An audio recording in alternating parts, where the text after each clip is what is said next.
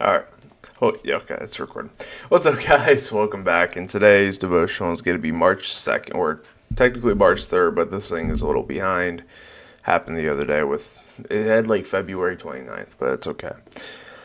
Today is March 3rd, and today is going to be saying, wow. I am the resurrection and the life. So basically, that's kind of how it starts, and that's kind of the bold letters. Here we go. I am the resurrection and the life. All lasting life emanates from me. People search for life in many wrong ways, chasing after fleeting pleasures, accumulating possessions and wealth, trying to deny the inevitable effects of aging. Meanwhile, I freely offer abundant life to everyone who turns toward me. As you come to me and take my yoke upon you, I fill you with my very life. This is how I choose to live in the world and accomplish my purposes. This is also how I bless you, with joy unspeakable and full of glory. The joy is mine and the glory is mine, but I bestow them on you as you live in my presence, inviting me to live fully in you. So I think to kind of break that down, that's something I do want to kind of break down again. I'm the resurrection and the life, right? Kind of goes back to John 14:6, which states, I am the way, the truth, and the life, and no one comes to the Father except through me. And Jesus is basically saying, I'm the life, I'm the resurrection. Believe in me, and, I love you because I did that, or I died for you, right? All lasting life emanates from me. Basically saying, I'm the resurrection and life. All lasting life emanates from me, because everything in this world, and you could probably go through the Gospels and read that. The fact that Jesus said, I'm pretty sure multiple points, that he's the life, he's the resurrection. But also the fact that he says, nothing in this world will last, but I will be here forever. So he's always eternal, right? People search for life in many wrong ways, chasing after fleeting pleasures, accumulating possessions and wealth, trying to deny the inevitable effects of aging. You see that a lot in our world today, right? You see a lot of things with, oh yeah, I want to chase all this money. Oh, I want to chase all this wealth. Or I guess same thing, but I want to chase being a millionaire, being someone who's popular, who does this cool stuff and does it for the fame, right? But in our world, it doesn't help us. It doesn't satisfy us truly. I mean, you see so many Hollywood actors or so many people who have made it to the top and went, this doesn't satisfy me.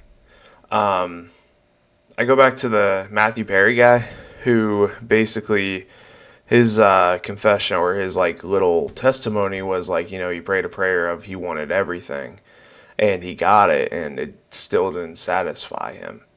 And rest in peace for him, but that's what he said. And I was like, interesting. And the fact that, so many people get to the top and see this isn't worth it, because it really isn't, with all the money, with everything you have. And I think we could look back and see Solomon from the Old Testament, where he had everything. And this is why he wrote Ecclesiastes. He had everything. He had all the wealth. He had the army. He had the house. He had the cattle. He had absolutely everything, abundantly everything, and he still wasn't satisfied. No matter what we have in this world, no matter how much stuff we have, nothing will satisfy, because it is a worldly pleasure. It is a thing that it will inevitably fade away. Everything in this world won't ever satisfy you. And I think we go back to yesterday's devotional, where it said, basically, nothing in this world will satisfy, and if everything was stripped away today, tomorrow, whenever, would you be okay with it? And I think it's something we need to ask ourselves daily is, am I placing my identity, am I placing my foundation in what I do for work? Like, for me, CNA. Do I place it in being a son? Do I place it in being better, trying to help out others? Do I place it in something that isn't Christ, essentially, is what I'm saying. Stop placing your identity in stuff of the world and making money and being a father or just everything that is worldly. Place it in Christ. I'm not saying you can't have those, but I am saying make sure that's not your number one identity. Make sure Christ, where you place your identity, is in Christ. That has to be your number one. Meanwhile, I freely offer abundant life to everyone who turns toward me. So basically, he goes from, or I guess this devotional goes from saying, all this stuff in the world isn't going to offer you that abundant life. But I do. I offer that abundant life. I freely offer that abundant life. He freely died on the cross for us. He didn't have to. He didn't have to take the sin of the world for us. He didn't have to be crucified. He chose to. He chose to go, I'm going to die for your sin. Whatever sin that may be. For me, pornography. He chose to die for it. So I need to live for him. Doesn't mean you're going to be 100% perfect. But as long as you're working with him every single day, every single hour, every single minute to become more like him, things will inevitably get better with your relationship with him. He didn't have to die for us. He chose to. It's an offer. It's a free gift. Just like getting a gift from a family member. They bought it for you. They didn't have to, but they bought it for you. Just like him. He died for us. It's up to you to accept that gift. If you don't want to, you don't have to. But he says, I died for you.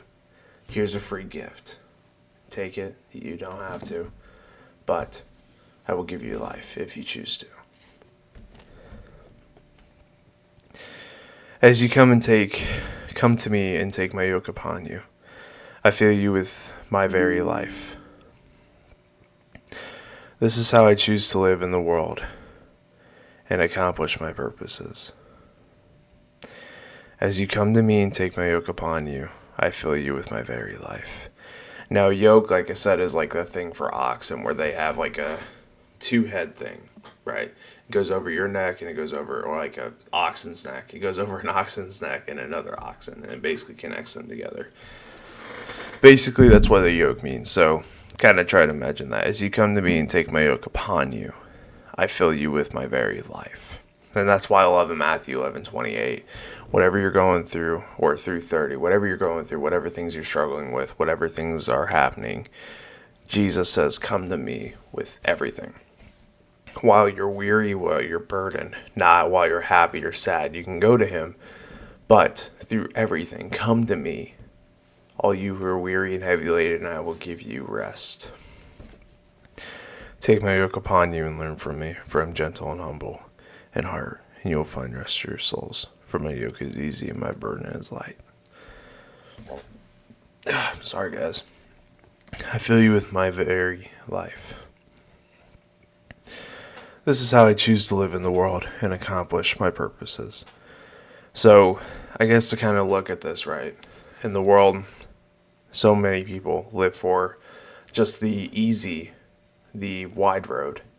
The one where it's, getting drunk, drinking, having sex, doing all that stuff just for the fun of it. And that's the easy road, not the narrow. The narrow road is so much harder. It's kind of like a path through through a forest or something, right? It's a maybe sometimes treacherous and hard road. And so I think of that too as well, is even when you fall off the path, Jesus is right there with you to come for you, looking for his lost sheep. He leaves the 99 to come look for us. This is also how I bless you with joy unspeakable and full of glory. The joy is mine, and the glory is mine.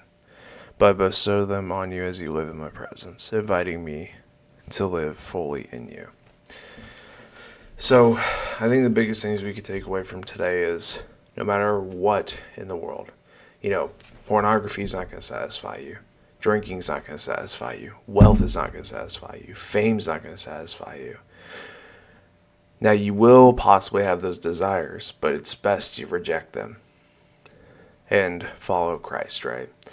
And like I said, we're all not perfect. We're all sinful. We're all human beings. So even if you fall at all, get back up, follow Christ. But what I'm getting at is the fact that in many ways, all this stuff won't satisfy. The only one that can give you life, the only one that can be there for you truthfully, the only one who can fill you up and bring you to heaven is Christ. If you choose to believe in his gift, if you choose to believe in him today, he will give you the life that he has for you. Hopefully you guys have a blessed day. Stay safe. Take care. Talk to you guys later. Goodbye.